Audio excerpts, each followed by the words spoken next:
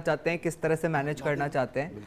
और लेकिन विजेंद्र जी देखिए, मैं ना एक कुछ कहना चाह रहे हैं, 5 मिनट तक बोलते रहो।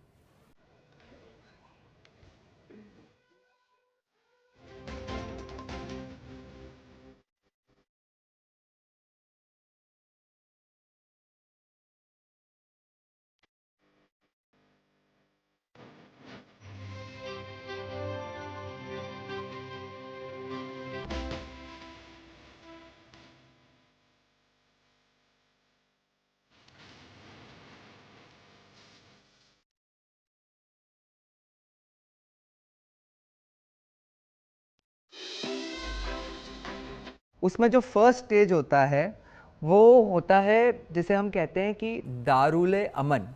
उस दारुल अमन की जो फेज़ होती है उसमें बेसिकली जब ये इस्लामिक एक्सट्रीमिस्ट जो होते हैं सिर्फ एक बहुत ही मिनिस्क्यूल माइनॉरिटी में होते हैं, जब ये कुछ भी नहीं कर सकते, तो उस समय दारुल अमन के फेज़ में ये अमन, शांति और इन सब चीज़ों के साथ रहना चाहते हैं ताकि वो अपने लिए एक स्पेस क्रिएट कर सकें। 10 से 15% के आसपास। नहीं, एकदम मिनिस्क्यूल माइनॉरिटी, मतलब 0 to 10 के बीच में। सेकंड फेज विजेंद्र जी वो आता है जिसमें कि अभी हमारा देश है, जिसको कहते हैं दारुल हर्ब, जिसमें कि आप लगभग करीब 15% की जो आपकी आबादी होती है उसको आप एक्सीड करने लगते हो। तो उस समय जो होती है आपको बेसिकली मतलब एक कन्फ्रंटेशन स्टार्ट करना होता है, जिसे कहते हैं ना कि कॉन्फ्लिक्टिंग इश्यूज पे डिस्कशन शुरू हो जाता है। और जब ये स्टेज के बाद आप देखेंगे विजेंद्र जी कि जब ये कन्फ्रंटेशन शुरू होता है और जब ये मल्टीप्लाई करने के बाद जब इनका थर्ड स्टेज जो आता है वो तब आता है जब लगभग 30% की आबादी हो जाती है। और आप देखेंगे विजेंद्र जी इस पूरी दुनिया, इस विश्व का इतिहास उठा के कि जिस कंट्री में भी 30% से ज़्यादा इनकी जब आबादी हुई तो वो इस्लामिक नेशन बन गया। चाहे वो इराक हो, ईरान हो, ये सारे नेशंस जो हैं जब 30% से, तो उसी तरह से विजेंद्र जी आप देखेंगे कि मैं हमेशा से ये मानता हूँ कि धारा 370 हटाना अपने आप में एक बहुत बड़ा स्टेप है, इसमें कोई दो राय नहीं है, परंतु फिर भी मैं समझता हूँ कि कश्मीर का अल्टीमेट सॉल्यूशन वहाँ की डेमोग्राफी चेंज हुए बिना कभी नहीं होने वाला।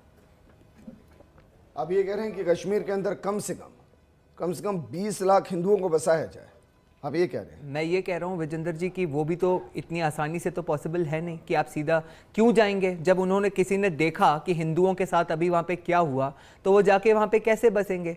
तो इस तरह के जो सेंसिटिव एरियाज होते हैं विजेंद्र जी, जो दूसरी कंट्रीज़ में कई जगह पे जो अप्रोच फॉलो करा गया है वो बहुत इंटरेस्टिंग है कि पहले जो जैसे रिटायर्ड आर्मी के जो ऑफिसर्स होते हैं उनकी कॉलोनीज बसाई जाती हैं विथ वेरी हैवी इन्वेस्टमेंट, कि उनको मतलब वो इंसेंटिव हो वहाँ पे जाके करने का, क्योंकि उनका वो स्टेचर होता है कि उनकी वहाँ की जो प्रेजेंट सर्विंग आर्मी होती है उनके साथ उनके रिलेशंस बहुत अच्छे होते हैं। फिर वो सेकंड टियर में जाते हैं जिसमें कि सिविलियन ऑफिसर्स यानी कि पुलिस ऑफिसर्स और जो एडमिनिस्ट्रेटिव सर्विसेज के ऑफिसर्स होते हैं उनको बसाया जाता है। उससे फिर फाइनली जाके जो होता है लोगों को इन्वेस्टमेंट कॉन्फिडेंस जिसे कहते हैं, तो जब इन्वेस्टमेंट होते हैं तो उन इंफ्रास्ट्रक्चर इन्वेस्टमेंट्स में लोग एज एम्प्लॉयज़ आके जब वहाँ पे लॉन्ग टर्म सेटल करते हैं तो वहाँ पे वो बसना भी शुरू करते हैं। और जब ये सारे पैरामीटर्स विजेंद्र जी मीट होते हैं तो अल्टीमेटली एक कहा जा सकता है कि एक जो safety bracket of demographic change होता है जब वो इस्टेब्लिश हो पाता है तब जाके एक कह सकते हैं कि वो जो एक डेंजर जोन जिसकी मैं आपको पहले बात कर रहा था वो कुछ चेंज हो पाएगी, वो फॉल्ट लाइंस। नहीं तो विजेंद्र जी देखिए वहाँ पे मामला बड़ा सिंपल है विजेंद्र जी, और मुझे नहीं समझता कि इसके बारे में आज तक हम खुल के क्यों नहीं बात करते। मतलब आज बड़ा सिंपल है कि आप सोचिए कि एक कश्मीरी है जिसको कि मतलब पैदा होते ही बड़े होते हुए सिर्फ यही सिखाया गया है, बताया गया है। मैं ये नहीं कह रहा कि उसे प्रो पाकिस्तान कहने के लिए कहा गया है या उसे एंटी इंडिया कहने के लिए कहा गया है, उसे कश्मीर में प्राइड लेने के लिए कहा गया है। उसे कहा गया है कि कश्मीर की एक इंडिपेंडेंट आइडेंटिटी है, हम कश्मीर हैं, हम भारतीय नहीं हैं, हम पाकिस्तानी नहीं हैं, हम कश्मीरी हैं। तो मतलब बेसिकली हमारी एक इंडिपेंडेंट आइडेंटिटी है। और अब देखिए समस्या क्या हो जाती है कि भारत जो है, भारत का अभिन्न अंग है कश्मीर, तो हम तो यही कहेंगे ना कि भारत जो है, कश्मीर हमारा अभिन्न अंग है, तो जब वो हमारा अभिन्न अंग है तो उसकी इंडिपेंडेंट आइडेंटिटी कैसे होगी। And on the other hand Pakistan जो वहां पे एजेंडा चलाता है, उसका पूरा एजेंडा ये होता है कि कश्मीर की आज़ादी। वो ये नहीं कहता कि कश्मीर को हमें अपना हिस्सा बनाने तो एक तरह से जो ऑलरेडी जिसके मन में ये शुरू से मतलब एक तरह से जैसे कहते हैं ना ब्रेन वॉश किया गया है कि भाई आपकी इंडिपेंडेंट आइडेंटिटी है, तो आपको कहाँ का नैरेटिव ज़्यादा सूट करेगा। तो मुझे लगता है विजेंद्र जी ये उससे ज़्यादा कॉम्प्लेक्स है जितना कि हमें मतलब आम तौर पे दिखाई देता है। देखिए क्या है कि वहाँ के बारे में कंफर्म तो नहीं कर पाऊंगा, लेकिन कहते हैं कि पाकिस्तान के अंदर बच्चों को मदरसों में पढ़ाया जाता है कि पाकिस्तान से टूटकर हिंदुस्तान बना। ये वहाँ पढ़ाया जाता है जी, है ना। तो हो सकता है कि मोदी जी उसको ही कर रहे हो कि भाई चलिए भारत टूटकर बना है पाकिस्तान से, तो चलिए पाकिस्तान को वापस मिला कर एक कर लेते हैं। ये बात अच्छी कही आपने। ये क्योंकि मतलब वहाँ के नैरेटिव बहुत अलग है। जी वहाँ आज भी पढ़ाई जाती है कि पृथ्वी चपटी है। जी, मतलब आप सोचिए उनमें बच्चों का कसूर नहीं है, बच्चों को शुरू से ही ऐसे पढ़ाया जाता है वहाँ, और उनको पता ही नहीं चलता कि वो पढ़ते पढ़ते कब जिहादी हो जाते, क्योंकि उनके ब्रेन को वैसे ही ट्रेन किया जाता है। और इसलिए ये हमेशा सवाल रहेगा देवानंद जी कि भाई वहाँ कितने आतंकवादियों को मारेंगे जहाँ के पूरे स्ट्रक्चर के अंदर ही दिमाग भरी हो।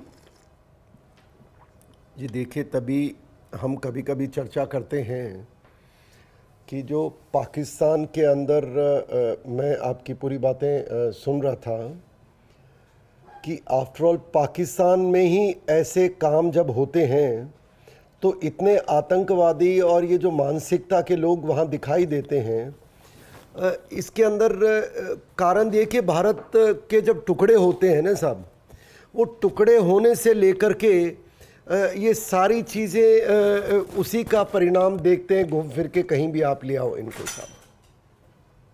जी बोलिए सर, बोलिए बोलिए। मैं थोड़ा डिस्ट्रैक्ट हो गया क्या अपना? नहीं सब ठीक है सर, बोलिए। नहीं, अपने सवाल पे वापस आना चाहूँगा, सॉरी। क्योंकि जो पाकिस्तान के अंदर हुआ उसको लेकर आप बता रहे थे कि भाई वहाँ आतंकवाद शुरू से है, या बिल्कुल बिल्कुल बिल्कुल। और उसको कैसे ख़त्म किया जाए जो बच्चे बच्चे को ट्रेनिंग दी जाती है। देखिए उसमें क्या है कि मैं कई बार कहता हूँ, और आपसे भी मैं उग्रवाद की जब जितनी, एक तो सेना में अलग बात थी, पर मैंने जब उग्रवाद के ऊपर मेरी पीएचडी की, रिसर्च की, तो बहुत सारे तथ्य मेरे सामने आए साहब। ये क्योंकि इंसान पढ़ता है, ज्ञान है, स्टूडेंट विद्यार्थी तो हम सब लोग होते हैं, बिल्कुल। हर स्टेज पे विद्यार्थी होता है इंसान, क्योंकि कोई भी विषय का पूर्ण जानकार कोई नहीं होता है। पाकिस्तान में एक चीज़ देखी कि जो मदरसे हैं, वैसे तो मदरसों को लोग नाम देते हैं ज्ञान का, बहुत सारे अच्छी चीज़ों के लिए, पर जो भारत के विरुद्ध जो आतंकवाद का खजाना है, वो आतंकवादी मदरसों में तैयार किए जाते हैं सब। और हम जब कहते हैं कि आतंकवादी आया, हमने उसको मार दिया, हम ये सोचते हैं अब शांति हो जाएगी, पर पाकिस्तान में तो यहाँ आप 5 मारो, एलओसी के पार 50 खड़े हैं साहब आपके देश में आने को। अब ये जो आतंकवाद की जो फैक्ट्री है, अब वो तो पाकिस्तान ही बंद कर सकता, आप और हम कैसे करें? और भारत को इंतज़ार करना पड़ा इतने लंबे समय का कि जब सरकार ने, देश ने ये फैसला किया कि अब आतंकवाद की फैक्ट्री को ही ख़त्म करने का प्रयास करना पड़ेगा और ऑपरेशन सिंदूर लॉन्च करना पड़ेगा। और ऑपरेशन सिंदूर लॉन्च होने के साथ मैं ये कह सकता हूँ कि पहली बार हमारे देश की ताकत, विचारधारा, मानसिकता उस ओर गई है जहाँ उग्रवाद के, आतंकवादी को, इंडिविजुअल को ख़त्म करना प्रायोरिटी की चर्चा नहीं हुई है। आज चर्चा है कि इनको जो पालने पोसने वाले, जो आज के दिन पाकिस्तान की सेना और आईएसआई है और वो सेना के तंत्र हैं, उनको भी ख़त्म करना पड़ेगा। ये जो विचार के साथ जो आज अभी कार्रवाई चल रही है, ये उसी का हिस्सा है। मैं इसीलिए कह रहा हूं सर कि देखिए वहां क्या है कि आईएसआई की सोच वाला एक भी व्यक्ति बच गया तो वो फिर सबको पैदा करेगा। बिल्कुल प्रयास कर। मुनीर की सोच वाला एक भी व्यक्ति बच गया, वो सबको पैदा करेगा। वहां जैश ए मोहम्मद, हिजबुल्लाह, इसके अलावा लश्कर ए तैयबा और 125 के आसपास आतंकी संगठन और आतंकी हैं जो मोस्ट वांटेड हैं। आपको जीरो करना पड़ेगा। कहते हैं ना कि भाई खेत के अंदर अगली फसल उगाने के लिए आपको खेत को जोतना पड़ता है, समतल करना पड़ता है, तो पाकिस्तान को बिल्कुल वैसे ही समतल करना पड़ेगा, फिर जीरो से उसको उगाना पड़ेगा, ताकि ट्रेस ना किया जा सके कि पहले यहां क्या उगाया गया था और क्या था यहां पर। देखिए, उसका आज के हालात के अंदर एक ही इलाज है, वो है पाकिस्तान का नामो निशान मिट जाना। वहाँ के नागरिक वैसे भी इस नाम के साथ खुश नहीं हैं, और ये हो जाएगा तो मैं मानता हूँ शायद कुछ समय के लिए जो मानसिकता है, जो पाकिस्तान के अंदर जो विचार पनपा हुआ है, वो शायद जैसे आप ही बता रहे थे, वहाँ के इतिहास के अंदर ही वो ऐसी चीज़ें पढ़ाते हैं। मैं पृथ्वीराज चौहान, मैं बातें सुन रहा था कि मोहम्मद गोरी को पृथ्वीराज चौहान ने 16 या 17 बार माफ़ किया, और अगली बार वो आया। उसको मैं आपको बताऊं कि मैं जब ये इसके बारे में पढ़ रहा था तो पाकिस्तान में पढ़ाते हैं कि गजनी गोरी का इतना वो दहशत थी हिंदुस्तान के राजाओं में कि पकड़ने के बाद भी वो उसको छोड़ देते थे। अब देखिए, पढ़ाने की बात हुई ना, जबकि हम क्या पढ़ाते हैं कि चलो बड़ा दिल है, माफ़ किया, अगली बार गलती मत करना। पाकिस्तान को इसी तरह पढ़ाने के लिए वो तिरंगा जो हमारा भारत का तिरंगा है, उसके लिए हम भारत में सबसे पहले ऊपर क्या है, सैफरन, हम बलिदान बोलते हैं, बीच में सफ़ेद और नीचे ग्रीन, सफ़ेद शांति का और नीचे ग्रीन हमारे हरित क्रांति का। पाकिस्तान में क्या पढ़ाते हैं, देखिए कि हिंदुस्तान ऐसी जगह है जो हमारे रंग को तो सबसे नीचे रखता है, जो हमारे पाकिस्तानी जो हिंदुस्तान में मुसलमान बिरादरी जो रह रही है, उनका स्टेटस इस तरह का डाउन है। आगे आइए, जब मैं उग्रवाद की बात बता रहा हूँ, जब हम उस दौर के अंदर कई उनको फॉरेन नेशनलिस्ट को पकड़ा करते थे तो उनसे पूछते थे, इंटरोगेशन हुई, तुम यार यहाँ लेने क्या आया, ये बता, तेरा हिंदुस्तान। तो कहते हैं कि साहब हमें बताया जाता है कि पाकिस्तान के हिंदुस्तान में, कश्मीर में, मैं 90 की बात कर रहा हूँ, और उस समय तो मैं खुद युवा हुआ करता था, आज से 35 वर्ष पुरानी बातें हैं। अभी भी युवा हैं सर। नहीं, वो आपका प्रेम बना रहे और मैं देश की सेवा इसी तरह करता रहूं। तो वो कहते थे कि हमें बताया जाता है कि यहाँ मस्जिदों में इस तरह हो रहा है, अत्याचार हो रहा है, हिंदू हमारी महिलाओं को, बेटियों के साथ रेप कर, जो आतंकी करते हैं वो उनको बताया जाता था भारतीय सेना के आने के बाद। तो हम उससे पूछते, तुमने देख लिया? कहता देख लिया। तो फिर तुमने तो इतने कुकर्म कर दिए, तुम्हारी अब कोई सजा तो होनी है। कहता साहब ये नैरेटिव जो उधर चलाया जाता है, और एक कैटेगरी के लोग और मिले हमें कि जो पाकिस्तान की जेलों में आजीवन कारावास काटते हैं, या अफगानिस्तान में, देखिए एक दौर था जब अफगानिस्तान से भी वो अफगानी हम कहा करते थे, वो भी पाकिस्तान उनको पैसे दे के लाता था। तो ये बहुत अलग अलग रूप देखे हैं, पर जो पाकिस्तानी विचार है, वैसे नाम तो पाकिस्तान मतलब कि वो पवित्र बोलते हैं, पर मैं मानता हूँ क्योंकि इसकी जो स्थापना हुई है वो विचार पवित्र नहीं था। क्योंकि अगर आप देखें मोहम्मद अली जिन्ना और नेहरू जी की लड़ाई, पाकिस्तान बनना ही नहीं था अगर नेहरू जी उनको बोल देते कि चल यार तू प्रधानमंत्री बन जा। तो बहुत सारे इसमें एंगल हैं जो भारत विरोधी ताकतों ने सन 30 से लेकर के सन 47 के बीच में ऐसी एक नैरेटिव गढ़ा, ऐसे एक विचार को पनपाया, जिनके मोहनदास करमचंद गांधी जी की हम बातें कर रहे थे। तो ये सारे लोग क्या है कि अगर एक व्यक्ति को एक समय के लिए देखें तो महत्वाकांक्षा उसको राष्ट्र या समाज से आगे ले जाती है, और वो इतिहास में जब उसको एक नैरेटिव के अंतर्गत पढ़ाया जाता है। अब हिंदुस्तान में देखिए जो इतिहास लिखने वाले वहां कितने जानते होंगे, मैं नहीं जानता, पाकिस्तान जिसको कायदे आजम कहता है मोहम्मद अली जिन्ना, कितने जानते हैं कि वो कुछ साल पहले कन्वर्टेड हुआ? बिल्कुल जानते हैं? नहीं जानते। उनको ये भी गुजराती थे, हिंदू थे प्रॉपर, उनके पिताश्री हिंदू, उनके दादाश्री हिंदू, वो जन्म से हिंदू, और कुछ साल के बाद आज़ादी से कुछ साल पहले वो मुसलमान होते हैं। सिर्फ अति महत्वाकांक्षी आपने शब्द इस्तेमाल किया ना, मैं उसके इर्द गिर्द घूम रहा हूं। तो वो व्यक्ति उसके अलावा क्यों बने? व्यक्ति कोई पढ़ता नहीं है ना जी। उनको 3rd स्टेज का कैंसर था मोहम्मद अली जिन्ना को। बिल्कुल उन्हें पता था। डॉक्टर ने उनको कहा था 1 साल है आपके पास, तब ये मारकाट मची। और जब उनको प्रधानमंत्री यहां का बनना था, नहीं बन पाए, तो उन्होंने उधर तबाही मचानी शुरू की, और हासिल भी तो हुआ ना फिर उनका। कितने लोग पढ़ते हैं मुझे नहीं पता। जिन्ना साहब अपने अंतिम वक्त में कराची की सड़कों पर एम्बुलेंस के अंदर अकेले भटक रहे थे, उनकी वाइफ भी पास नहीं है, कोई भी नहीं था, मदद नहीं कर रही थी। ये पाकिस्तान जो कायदे आजम कहता है। देखिए और उनकी मृत्यु इलाज के अभाव में हुई। सवाल ये नहीं उठता है कि उनका क्या हुआ, पर उन्होंने हमारे देश का तो सत्यानाश कर दिया ना। हमारा जो भारत था उस भारत को कमजोर करने की कोशिश की। अब सर क्या इसके लिए वाकई में कायदे आजम जिन्ना को अकेला ठहराएं? मैं क्योंकि देखिए ऑल इंडिया रेडियो संयुक्त रूप से था, उस वक्त तक तो संयुक्त था ना सर। बिल्कुल, पाकिस्तान भी ऑल इंडिया रेडियो था और इधर भी ऑल इंडिया रेडियो था। दोनों के पहले भाषण क्या है? हमारे पहले प्रधानमंत्री क्या भाषण दे रहे हैं? वो तो अंग्रेजी में बोल रहे थे, we want India secular state, on record है सर ये। और उधर कायदे आजम जिनको कहते हैं मोहम्मद अली जिन्ना, वो आजादी के बाद पहला बयान क्या देते हैं वहां पर?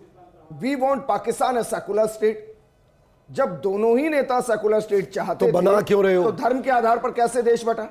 ये झूठे हैं साहब, ये झूठे हैं। मैं उस पर नहीं जाऊंगा, वो उस वक्त की परिस्थिति होंगी, लेकिन आज सर उसको झेल रहे हैं हम लोग। देखिए भाई जो पाकिस्तान के अंदर बीज बोए गए और जो एक गलत मंशा के साथ पाकिस्तान बना और जो वहां एक नैरेटिव सेट हुआ, वहां के पूरे जनरेशन को बर्बाद कर दिया गया, आज उसका खामियाजा है कि देखिए आपस में लड़ रहे हैं और खात्मे की तैयारी और उसके टूटने की तैयारी हो रही है। उस समय 30 लाख भारतीयों को अपने घर छोड़ने पड़े थे साहब। 10 लाख भारतीयों की हत्या हुई है, वो थे तो भारत के ही ना। ये पाकिस्तान और हिंदुस्तान तो बाद में बने हैं। और उसके अलावा जो आज भी स्थिति आई है, उसी भारत का बलूचिस्तान एक नया देश बनने जा रहा है। और अगर एक नज़रिए से देखें, बीच में शायद एकलव्य जी कह रहे थे कि मैं ये सर, मैं माफी के साथ आपको रोक रहा हूं। देखिए 1 घंटा कम हो गया इंतजार का। पहले 10 बजे प्रेस ब्रीफिंग होनी थी सेना और मिनिस्टर ऑफ एक्सटर्नल अफेयर्स की, अब उस टाइम को कम कर दिया गया है। अब 9 बजे ऑपरेशन सिंदूर पर जानकारी दी जाएगी। 9 बजे मतलब मानिए कि हमें जो करना था हम कर चुके हैं। अब 10 बजे का इंतजार नहीं, 9 बजे ही हिसाब करके बता दिया जाएगा कि पाकिस्तान का कितना हिस्सा हो सकता है बलूचिस्तान बने। एक्चुअली विजेंद्र जी एक बड़ी इंटरेस्टिंग चीज़ है, अगर आपने नोटिस किया हो, क्योंकि लगातार हम लोग इसको देख रहे हैं। मतलब ट्विटर पर भी अनलाइक जो कल और परसों की स्थिति थी, अभी अचानक से पिछले 2-1 घंटे से जो पाकिस्तानी हैंडल्स हैं उनका एकदम कंप्लीट साइलेंस सा हो गया है। जबकि अपने जो इंडियन ट्विटर हैंडल्स हैं जो लगातार इससे जुड़े हुए हैं, जो डिफेंस एनालिस्ट और ये सब भी हैं, वो लगातार मतलब अपनी प्रतिक्रियाएं जैसे पहले भी देते रहे, आज भी दे रहे हैं। और स्पेशली इस वेक में कि 9-10 बजे ये प्रेस कॉन्फ्रेंस होनी है, तो ये तो है ही कि मतलब उस समय तक तो जो प्रतिक्रिया देनी है वो लोग देते ही हैं। परंतु आप देखिए कि पाकिस्तान के साइड के जो ट्विटर हैंडल्स हैं एकदम कंप्लीट साइलेंस है। नहीं, इस पे 2 कारण हो सकते हैं। 8000 के आसपास जो ट्विटर अकाउंट हैं उनको इंडिया में बैन किया गया। नहीं, वो तो विजेंद्र जी वो इंडियन हैंडल्स थे। दूसरा इंटरेस्टिंग एक और चीज बता रहा हूं कि एक और एडवाइजरी जारी हुई है कि इस पूरे घटनाक्रम को लेकर अगर ऑफेंसिव ट्वीट है तो उनको एक्स अपनी बोल पर नहीं लेगा। ये भी एक इसके अंदर अपडेट है जो भारत सरकार की तरफ से किया गया। और इसका कारण भी बता देता हूं, पाकिस्तानी जो बेवजह के प्रोपेगेंडा फैलाते हैं उससे देश भ्रमित ना हो, इसलिए मुझे लगता है ऐसा किया गया। पाकिस्तान से अमेरिकी राष्ट्रपति ट्रंप का बड़ा बयान, और उसमें कहा गया है कि मान जाइए, साफ तौर पर धमकी दी गई है एशिया का माहौल ना बिगाड़े पाकिस्तान। बोलिए क्लेम है, बोलिए। देखिए विजेंद्र जी, अभी जो हमें एक वो क्लैश ऑफ सिविलाइजेशंस और भारतीयों की जो एक चर्निंग ऑफ थॉट्स की जो बात कर रहे थे ना, उसमें एक बड़ी इंटरेस्टिंग बात यह है कि जैसे ये गांधी जी को ही लेके इशू था, या इसके अलावा जैसे मतलब हिंदू मुस्लिम इश्यूज होते थे, तो एक आपने देखा होगा कि प्री मोदी एरा में एक एटीट्यूड था कि कुछ इश्यूज को इतना सेंसिटिव, एक है ना अंग्रेजी में एक टर्म होती है कि होलियर देन गॉड, कि मतलब भगवान से भी कुछ मतलब कुछ चीज़ें हैं जिनको छुआ नहीं जा सकता, भैया इनको तो छोड़ ही दो। उसी तरह से मैं आपको बताऊं विजेंद्र जी कि इन सब ये जो पिछले 2-3 दिन में जो एक्शन हुआ है, इसमें एक एक्चुअली एक और बहुत बड़ा न्यूक्लियर बॉम्ब गिरा है, जो कि मतलब उसके बारे में अभी बहुत ज़्यादा चर्चा नहीं हो रही क्योंकि ये सब चल रहा है। आपको पता होगा कि शायद सुप्रीम कोर्ट ने जो जस्टिस वर्मा वाले इंसिडेंट पे जो पैनल बनाया था ना, उस पैनल ने अपनी रिपोर्ट फाइल कर दी है सुप्रीम कोर्ट में और उनको इंडिक्ट कर दिया गया है। तो अब उनके पास दो ही चॉइस रह गई हैं कि या तो वो रिजाइन करें और या फिर उनका इम्पीचमेंट वो फेस कर सकते हैं। तो विजेंद्र जी देखिए, बड़ा इंटरेस्टिंग है कि कुछ वर्ष पहले ना जुडिशरी भी एक ऐसी चीज थी जिसके बारे में हम बात नहीं करते। देश की आवाम चाहती है कि इंसाफ हो। नहीं, मेरा कहने का मतलब ये है विजेंद्र जी उनके कि टर्निंग ऑफ थॉट से मेरा रिजाइन मतलब से ये थोड़ी था ना कुछ विजेंद्र हो जी कि अब हमारे भारतीय जनमानस में वो कॉन्फिडेंस है कि चाहे कितनी भी सेंसिटिव इश्यूज हों, हमारा वो अधिकार है कि हम उस पर डिस्कशंस कर सकते हैं, होना चाहिए, हमारा व्यू पॉइंट होना चाहिए। मेरा कहने का सिर्फ ये मतलब था।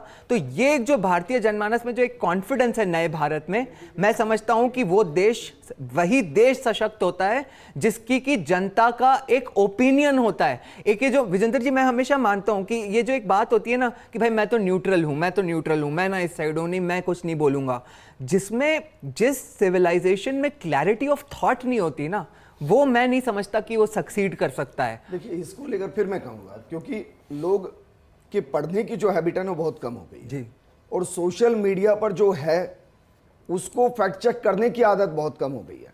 वरना जरा सोचिए, मैं एक उदाहरण बस वैसे ही दे रहा हूं, इससे पूरे रेफरेंस से कोई लेना देना नहीं, लेकिन कांग्रेस के दौर में ही सरकारी किताबों में देश का बच्चा वीर सावरकर पढ़ता आया है, नहीं आया?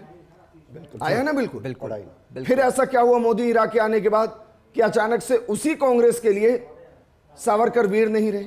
बिल्कुल सही बात। मतलब आप सोचिए ना भाई, एक लंबे दौर तक कांग्रेस का ही दौर रहा। एनसीईआरटी की किताबों में, सरकारी किताबों में वीर सावरकर पढ़ा गया, वीर सावरकर पढ़ा गया, वीर सावरकर ही, जबान से ही वीर सावरकर निकलता है। और फिर अचानक से मोदी इराक के बाद कहा गया कि नहीं, सावरकर वीर नहीं है। ये जो और जो कह रहे हैं ना, मैं उनको कहता हूं, एक बार अंडमान निकोबार जाइए, सेलुलर जेल होकर आइए और उस अंडाकार जेल को देखिए जिसमें वीर सावरकर को रखा गया, और वीर सावरकर कितने वजन के साथ गए थे ये देखिए, और कितने वजन के बाद बाहर आए ये देखिए।